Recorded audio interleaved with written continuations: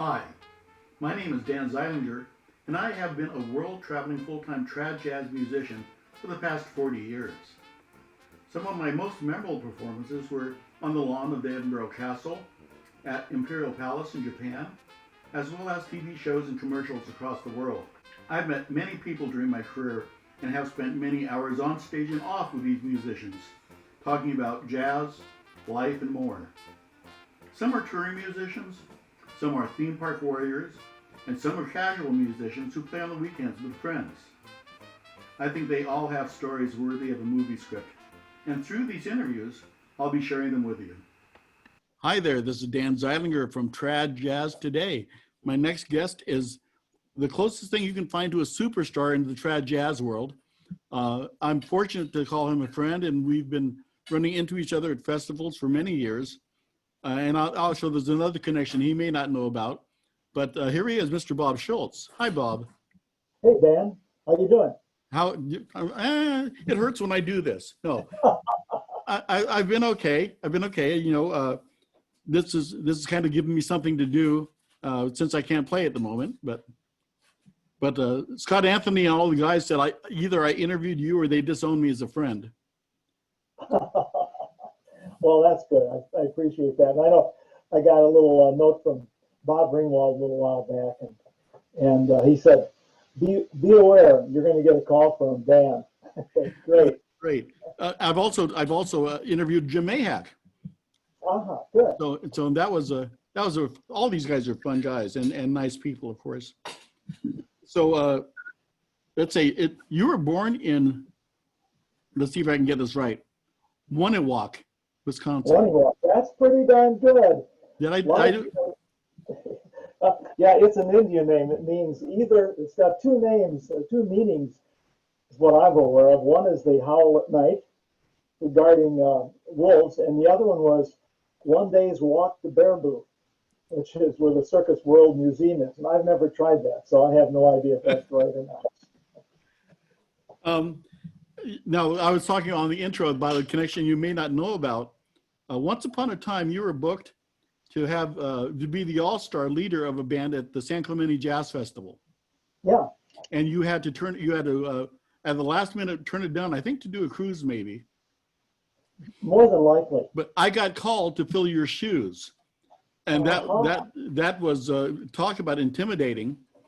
And so I just put together a good band that could cover up for me. I actually played it on trumpet. No kidding. Yeah, and which I started out as a trumpet player. I haven't played another gig since then, however, on trumpet. And so I had Bill Dendel on trombone, and I had Larry Wright on reeds, and Westy on tuba. And so it turned out to be quite a good band. Oh, that's some superstars there. But that's the only way I could even come close to compensating for not having you there. Well, that was fun. And San Clemente was always a lot of fun to go down there. I mean, that was a great little festival. Yeah, and the weather's so nice and the people are great, of course. Right.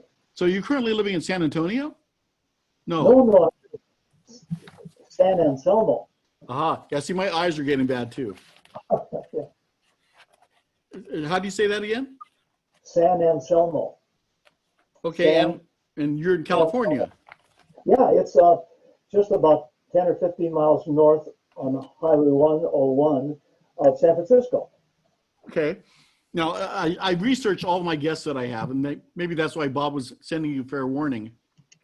But I kind of do a deepest dive as I can, just so I don't look up like a fool when I'm interviewing these people. And boy, you have just a great resume. You know, starting with the fact that your whole family was musical. Yeah, my dad was a veteran of World War I, and he played cornet, and he passed it down to everybody in the family. I had two sisters and one brother, and I was the last one to get it. Wow. And then we continued. But you said everybody played piano but you, pretty much. Yeah. I was kind of an interesting story because I was, I think I was kind of a mama's boy because I was 8 years after my brother. And everyone played piano, and I took it, and I had my first lesson And I didn't do very well because our piano at home had half the keys were missing, the white ivories were missing. So I memorized my first lesson by the ones that had the ivories missing. And when I got there, her piano had everything on it, and I couldn't play very well, and I kind of cried, and she yelled at me, and my mother told me at that time, "That's okay, Robert, you don't have to have lessons anymore." And I'm the only one who went on. Well, no, that's. I wish I had started on piano also. It's so much easier to envision theory when you have the keys right there in front of you. You know, nothing to tell. Well, so tell me about how you got your first introduction into improvisation, and how did that go and happen? Well, I have to be honest with you, and I hope none of my students, when I used to teach adult jazz camps, are listening, because I have no knowledge of theory. I can't. I don't know one chord from another.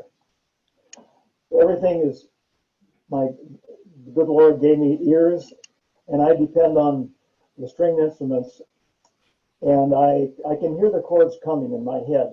I can hear where I belong in them, and I think that's either good or it's bad. I don't know, but this work for me, I've been able to fool people for a long time. Actually, that's the same way I started improvising. Is when I was in high school, I would start improvising over the fight song and stuff, and not know what I was doing. And I actually ended up going into teaching, so I had to, I went backwards. I learned all the theory on the back end of my teaching experience, just because I found out that there are kids like us who learn by ear, and then the other kids who are very right-brained. Yeah. And have to do it from a theory and mathematical standpoint. And I don't know about you, but I can certainly tell on the bandstand who did what, Oh, yeah, I can too. I watched and I listened to these people who are just amazing on their instruments. They can play every scale, every arpeggio, every chord, and they know in advance where they're going. I never know in advance exactly where I'm going. That's wonderful. Yeah, and I try to stay like when I used to teach. I stay as close to the melody so that whenever you play a solo, the people actually still can recognize the melody of the tune. Yeah, that was one of the biggest lessons I ever got from anybody. Somebody told me that if you can't think of something better than the melody, then don't play it. That's true. No, that's true. It's funny. I listen to some of these. A lot of these modern guys, the beboppers and so forth from the 40s and 50s, and these guys are just amazing. I can't, but halfway through some of their solos, I don't know what the song is anymore. Well, what kind of scares me about that is that I understand now that I'm an elder statesman. I'm older. I realize that people play who they are. And so some of these bebop guys really scare me because their thoughts are so fractioned, and they're speaking before they think. And if you find out that people are like the way they play, and I've always been a fan of yours, by the way. You have a great sense of being lyrical, and not simple isn't the right word, but you conserve your energy musically when you play.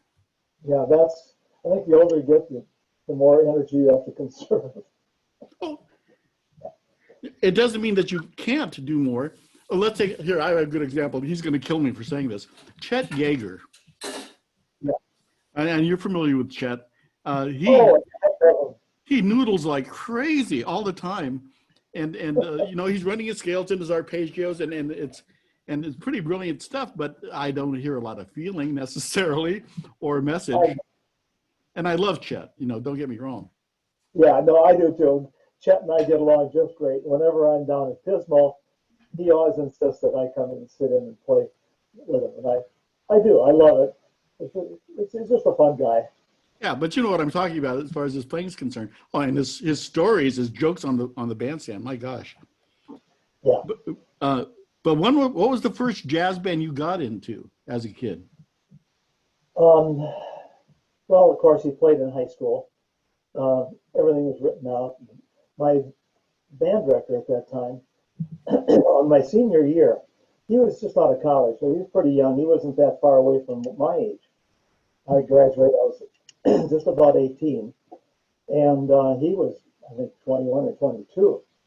And he had a dance band, which consisted of a guitar, string bass, drums, and he was the piano player, and a guy who played all the reeds. And anyway, he said, "Hey, would you like to come over and play 2 nights a week in a little town called Mawson, which is like about 15 miles away from my hometown of Waniwak?" And I said, "Sure." So he'd write out the lead sheets, and we played all the old standards from the 30s, the 40s, and that's where I first learned really how to play in a band. It was great. So I improvised a little bit just from that. Sure. And okay, so where did you go from there? Well, then I went to college. I went to a teacher's college at La Crosse. Okay, let's not go too far here because I Okay. wanted to talk about your athletic career. Oh, My gosh, what you lettered in basketball and in baseball, basketball and baseball, and track and football. and you taught PE for a while too, didn't you? No? I never taught Phi-Ed or athletics at all. But the staying in shape has followed you for the rest of your life, and that's something I wish I had. But. Well, I love sports, but it was a small school. 200 people in the school, which is so you can participate in everything. But I loved everything. But when I went to La Crosse College, the only one that I could really participate in there that I really wanted to, and I was good in track. I was a hurdler and high jumper and broad jump. At that time, they called it broad jump. Now they call it long. But I was good in that, so that's what I did in college. I lettered in track. Well, that's great. Okay, now we can go on to college. Okay. Now, now they didn't have any music at La Crosse? Oh, they didn't have a music major. They had a minor.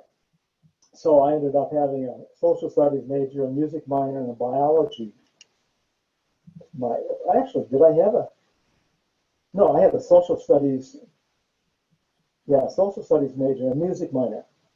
So I had to end up getting after I finally got a teaching job, I ended up having to go to the University of Wisconsin in Madison to get my master's. Yeah, I don't know if you know this about me, but I'm also kind of a drum and bugle corps guy, and so I've been to the Wisconsin Stadium many times. Okay. Coming up, it's a great stadium, by the way. Oh, beautiful. Hey, I got to say this because when I taught, I was a member of the how do they call it, I'll think of it, the community thing that promoted JCO, the Junior Chamber of Commerce. Okay. And we used to hire drum and bugle corps to come and participate in praise and competition at our little town. And I remember I was always envious. You had the Scouts from Madison and the girls group, and then the Kilties, and then one or two from California. And these guys were just great. And so we always were excited about having them and watching the competition. Yeah. In my young days, I marched the Velvet Knights. Oh, I remember those. And my son is now the director, actually, of Impulse Drum and Bugle Corps, and he's the band director also. Uh-huh. So it's unfortunately I've infected all my kids, and good for you. That's just kind of the way it is. It keeps them off the streets. Now, I was reading your story about how Turk got a hold of you, and I was surprised at how that happened. Yeah, it was interesting. I was in the midst of a divorce. In fact, I just had gotten divorced in January of that year, and 79. And we had a band in Wisconsin called the Riverboat Ramblers, which was a pretty darn good band. We got together when we reformed when the Wisconsin National Guard got called active duty to go to Fort Lewis, Washington during the Berlin crisis. And so we played out there for the NCO and Alpha clubs. But we came back and we were playing, and we were called to come down and play at the St. Louis Ragtime Festival. There was a lot of great bands there. Turk was there, the Salty Dogs were there, and at that time it was called the Happy Jazz Band, which was Jim Cullum and his dad band. And well, that certainly is an array of hot bands. oh gosh, there were some wonderful bands, and the Hot Frogs were there. I mean, there's lots of good groups around. And I was at that time, Ernie Carson had his band there, and Ernie, I don't know if you're familiar with Ernie. He's a character. Well, anyway, Ernie and I were having a few gin and tonics. I have to prerequisites go back because Ernie's clarinet player, George Fordich, I think it was, got really blasted and got kicked off of the bandstand because the festival in St. Louis would start on Monday and go through Sunday of the week. And so Kim Cusack had to fill in for him on all of Ernie Carson's sets. And Kim was short, and he had would put a paper bag over his head and then go out and play. Of course, everybody knew who it was. But anyway, to go back, Ernie and I were having a few gin and tonics, and we said, hey, let's go over and put paper bags on our head and join the Salty Dogs. So we went out and started playing with the Dogs, played a couple tunes with them, and that's when Turk Murphy came on board and was watching. He said, oh, I think I'll see if you'd like to come and join the band.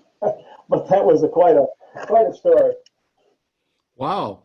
You didn't take into consideration you lived nowhere close to him, right? No. No. Well, I was kind of ripe for the picking because I had just gotten divorced, and I'd asked my superintendent if I could take a year off just to see if this would work, and he said, "Geez, band director is kind of hard to find." So he said, "We can't do that." And I said, "Okay, well, I quit," and I said, "I'm going out." Pulled up stakes and went out there. It turned out to be a rather good career move, in my opinion. But yeah, it was. The hardest part was leaving the kids. I had three children there, and so that was the hardest part. But now we all get together. They're married and have kids. Yeah, I understand. At the height of my career, I was doing 42 flights a year, and gone every Friday night and didn't come back till Monday mornings, and then I'd had whatever in-town gigs we'd have, and my kids got over it, but I understand is what I'm trying to say. Oh yeah, no, it wasn't going to work with us. My first wife, we got along great, but she didn't really enjoy the music that much, and I was working a lot. Well, as I tell my music students, they'll come up to me and they ask me what it takes to be a professional. And I say, don't do it unless you have to. That's a great point. And I actually mean it. I know for me, I really would never have been happy not doing it. Yeah. And so that statement, although it sounds funny, it's actually true as far as I'm concerned. Try to get something that makes money and makes you happy. But if this is what makes you happy, then you're going to have to work. What we do isn't easy, That's true. Well, I when I moved out to California, I started playing. In fact, when I got out here, I really didn't have anything. I'm paying $500 a month for child support, and the gig with Turk 5 nights a week was paying $1,000, so that left me $500 to live on. And Hal Smith, Hal. Oh, sure. I interviewed him, by the way. He was fun. Oh, good. He's a super guy. And he and his wife, June, took me in for the first month and a half. I stayed at their house and until I met Linda, my present wife, who was a waitress at Earthquake Magoons. And then we moved in together. But Hal was great. So. I'll just say to see if that was the waitress. Yeah. Oh, no. And Linda's a super gal. She's works hard, and we've been happily married for 39 years and Excellent. living together for 41. I mean, so, Well, and have one. like I told my wife, there's no accounting for taste. I, That's I right. tell her that in reference to me, of course. But Well, I have to say this. Uh, I was 41 when I moved out here. Linda was 27.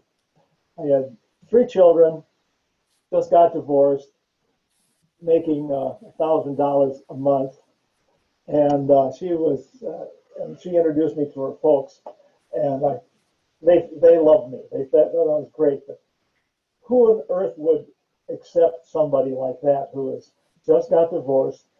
He's a musician working 5 nights a week and has child support, not making hardly enough money to even pay for that. Say, oh, sure, this is a marriage made in heaven.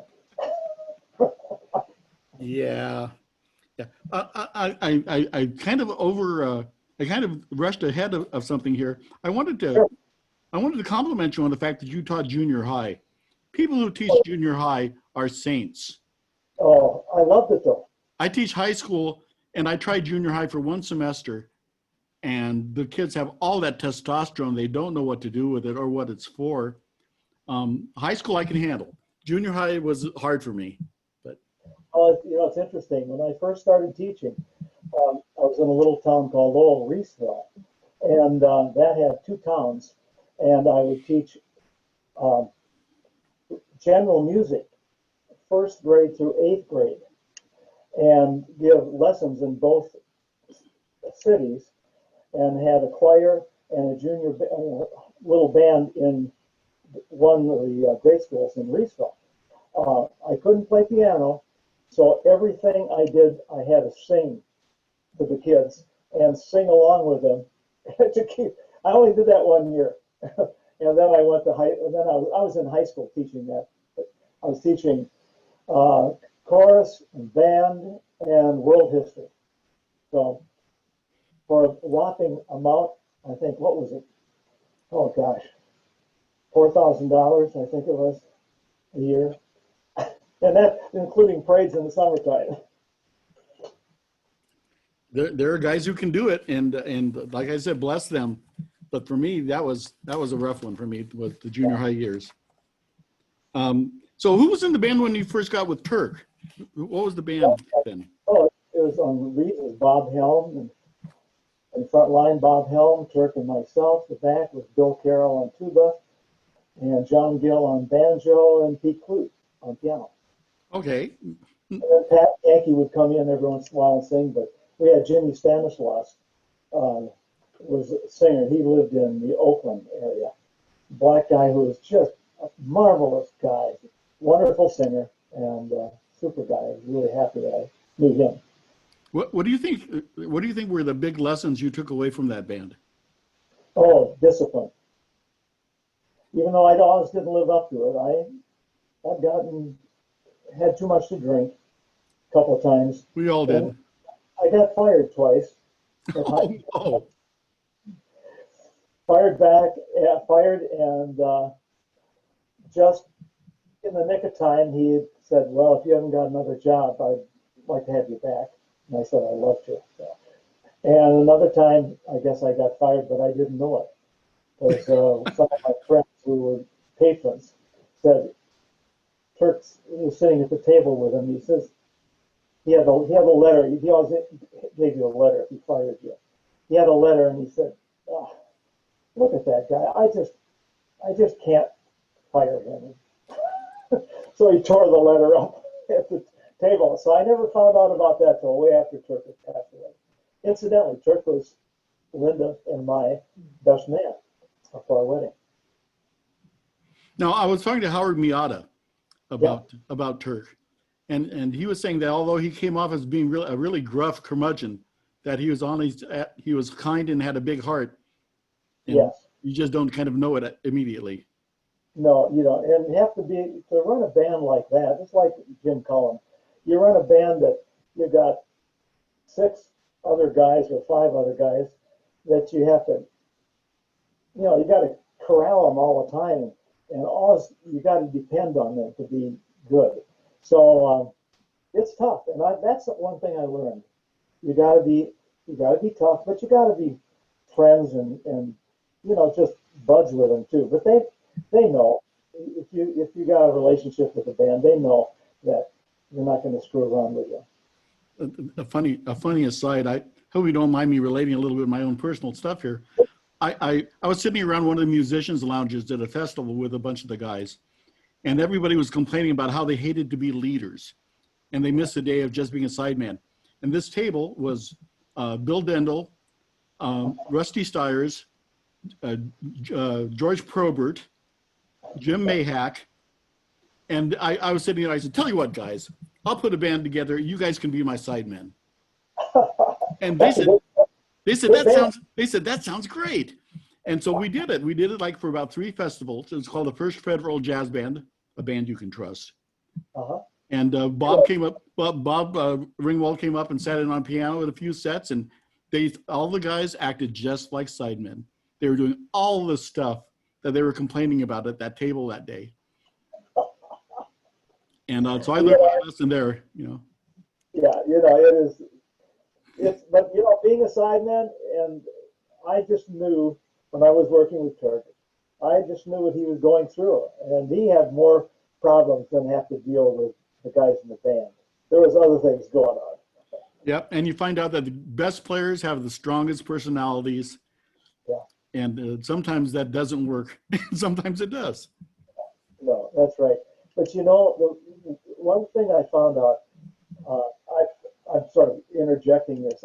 I always said, I'm writing a book, and I started a few years back, and things weren't going as well as I wanted it because the person who I was writing it with was going in a different direction, and I wanted just strictly something different. Anyway, where was I going with that? This happens a lot. Oh, shoot, now I can't even remember what I was going to say. Well, that's all right. It may come back to me as we're talking. I lose the caboose on my train of thought all the time. Yeah, the older you get, the more you forget where you are. Now, I was also noticing. I'm going backwards again. I'm sorry, but that when you were in the National Guard, you sort of put together the Riverboat Ramblers. That's how I really got started with this music.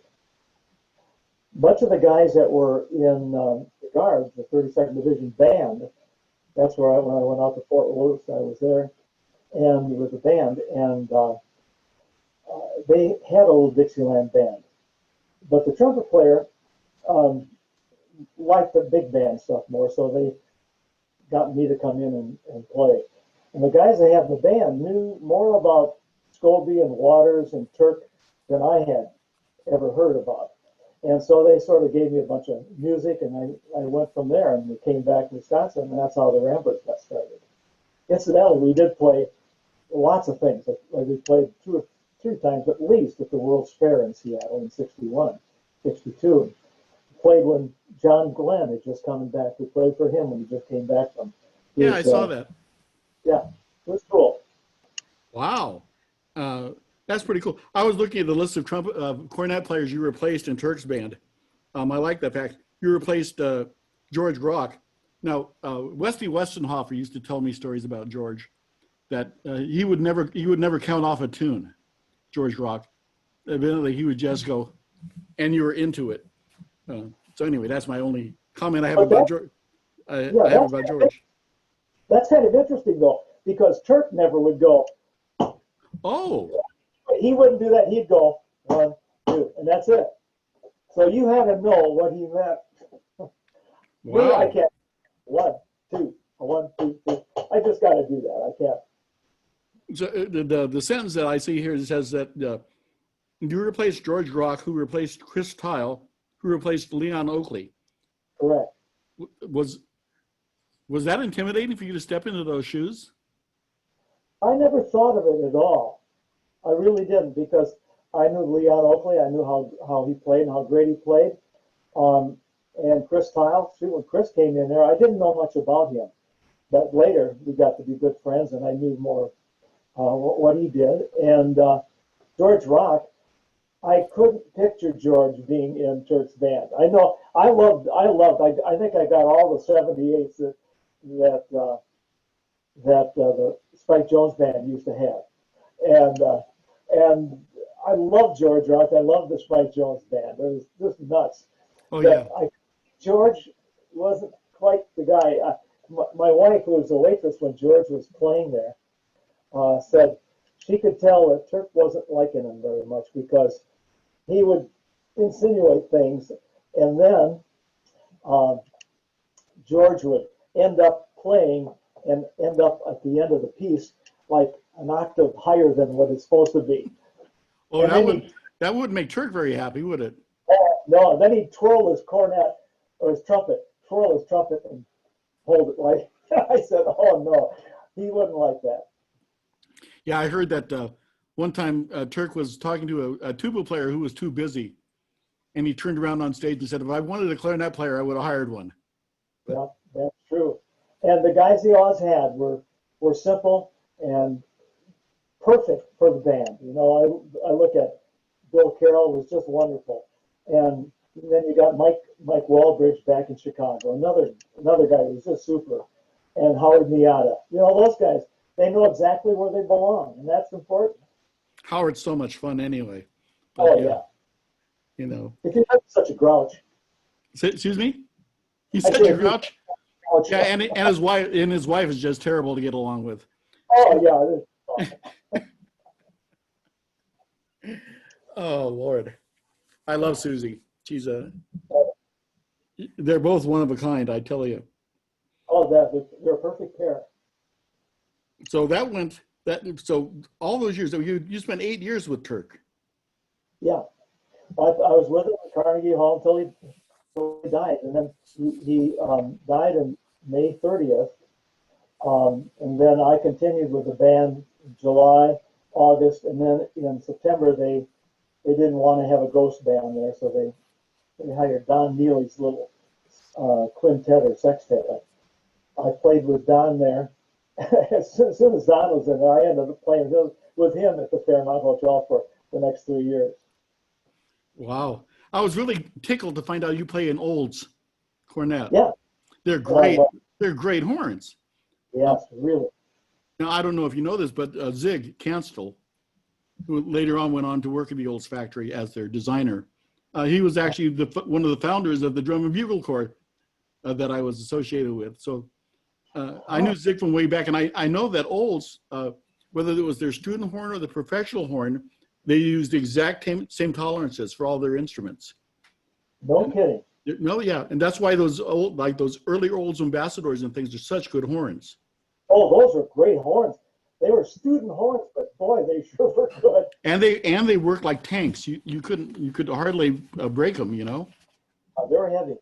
Well, the one I have and the one I've been using, John Gillard found for me. I bought the thing for $75 from John. He found it at a place in San Francisco.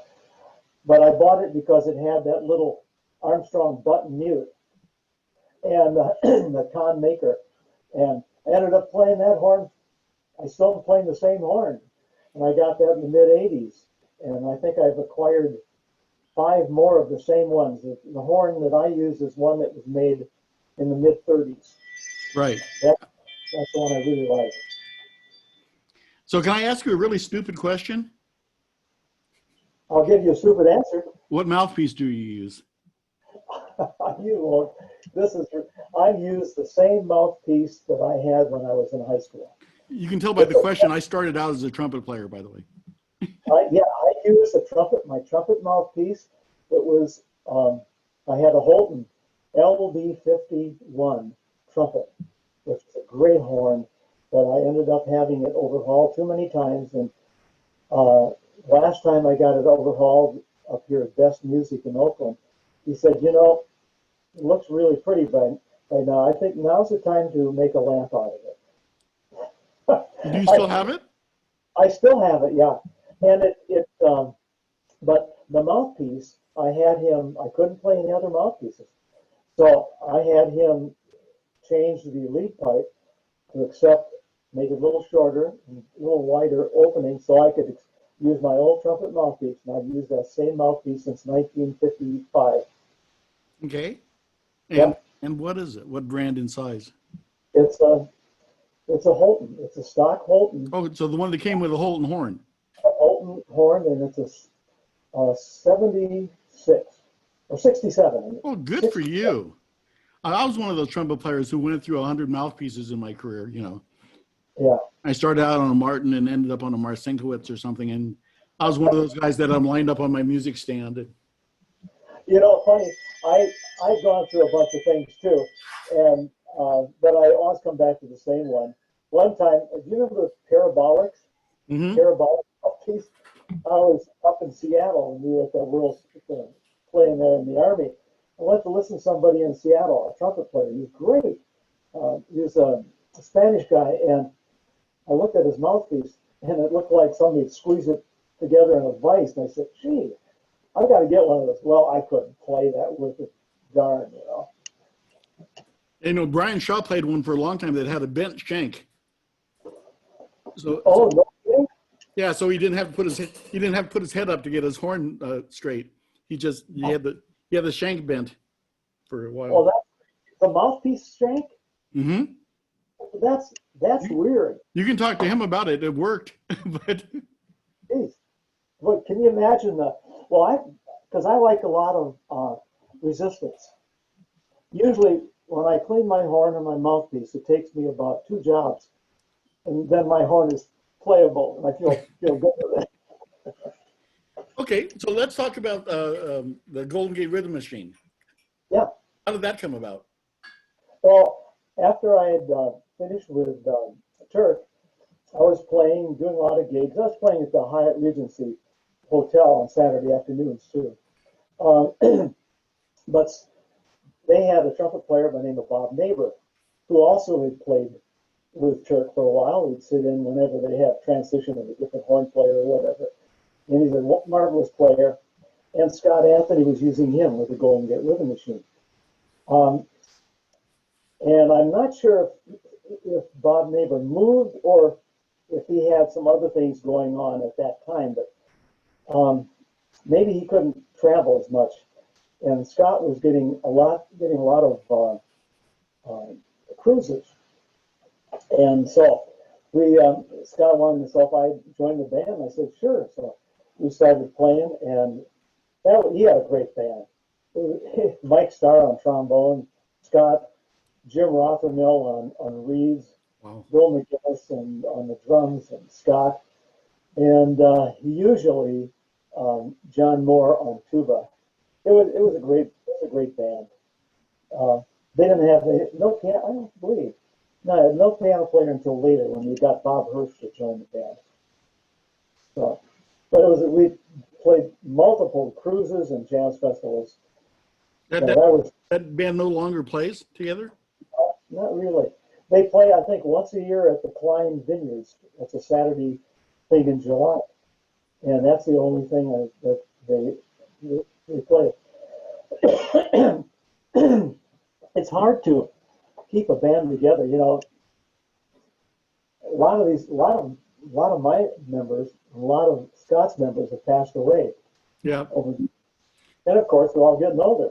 I don't know if you heard Steve Yoakum passed away yesterday. No kidding. Yeah. Oh, jeez. No, I hadn't heard that. Yeah. Boy. Yeah, they're going. We're kind of at that age. Yeah.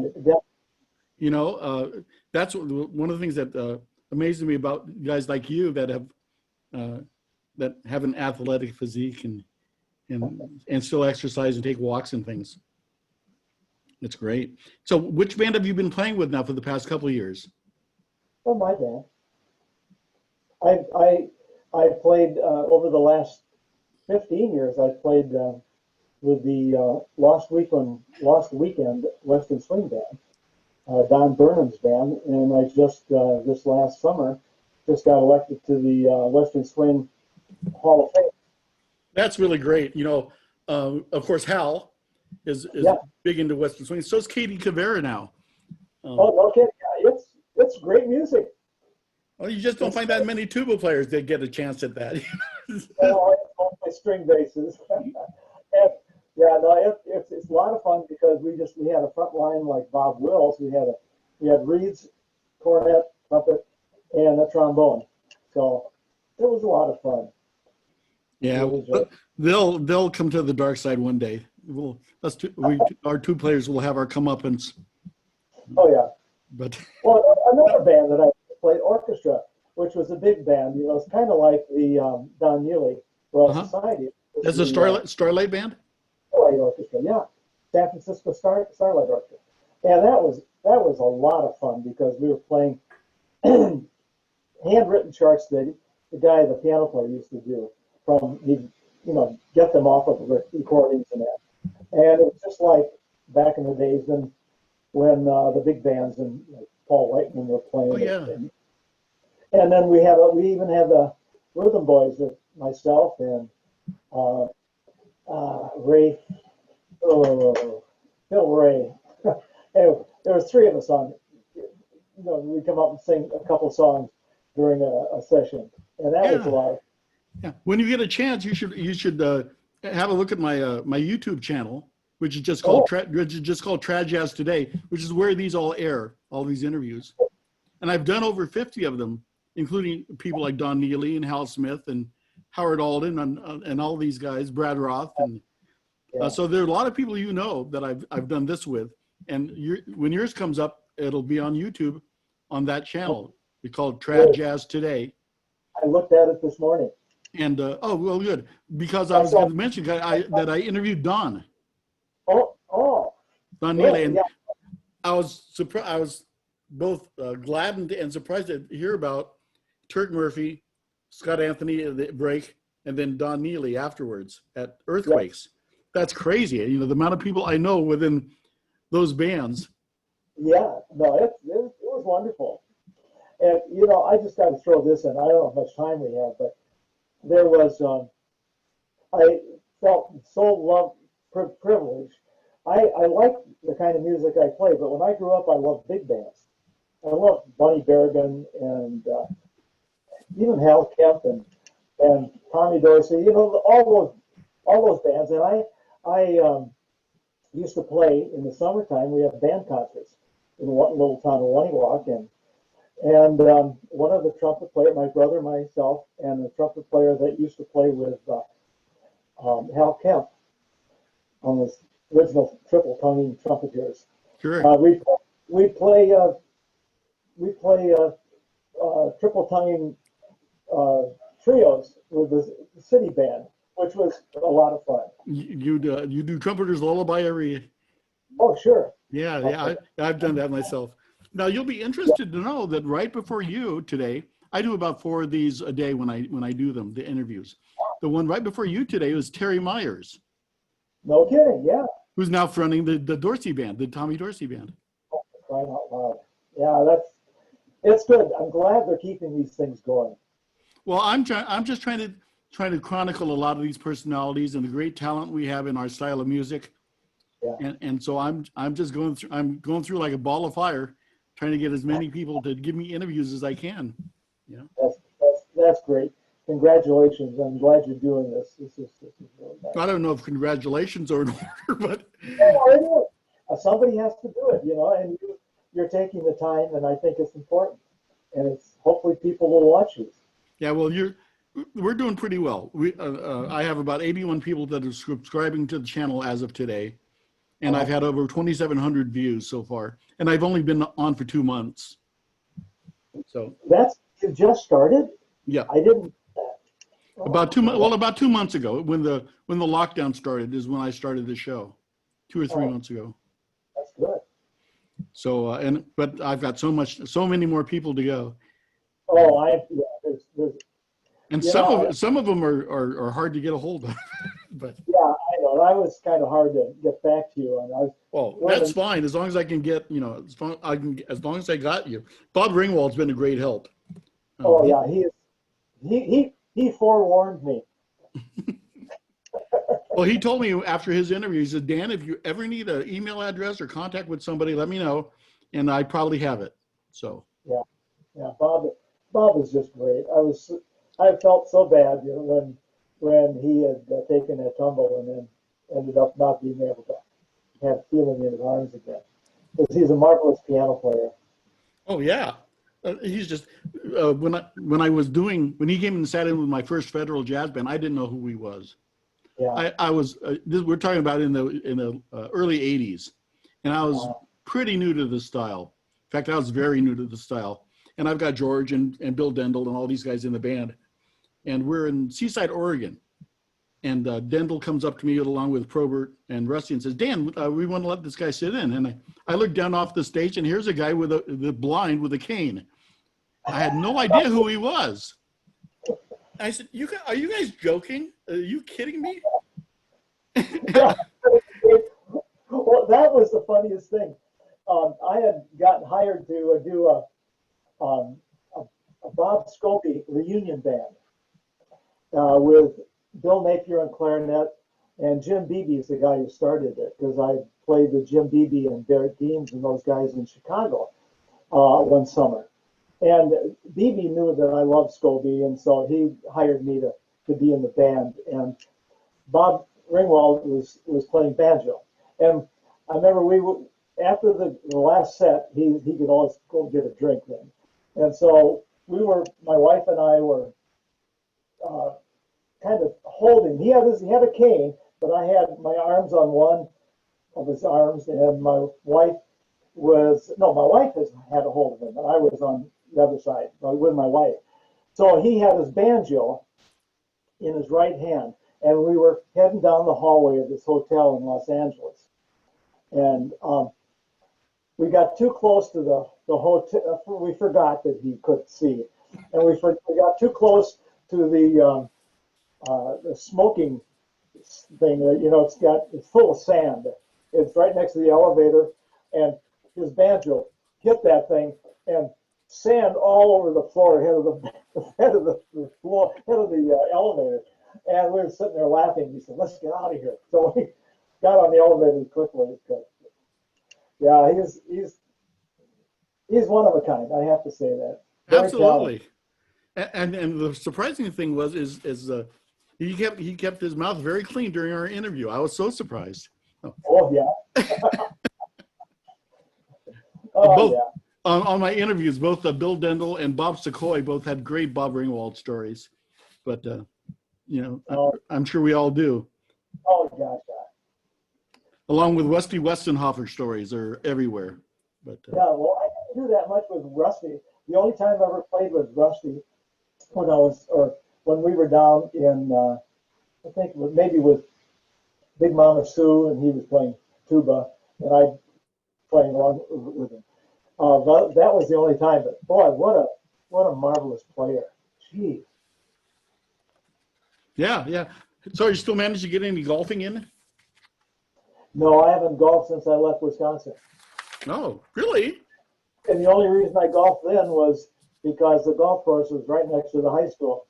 And when we get done, sometimes on Friday night we'd go over and golf nine holes.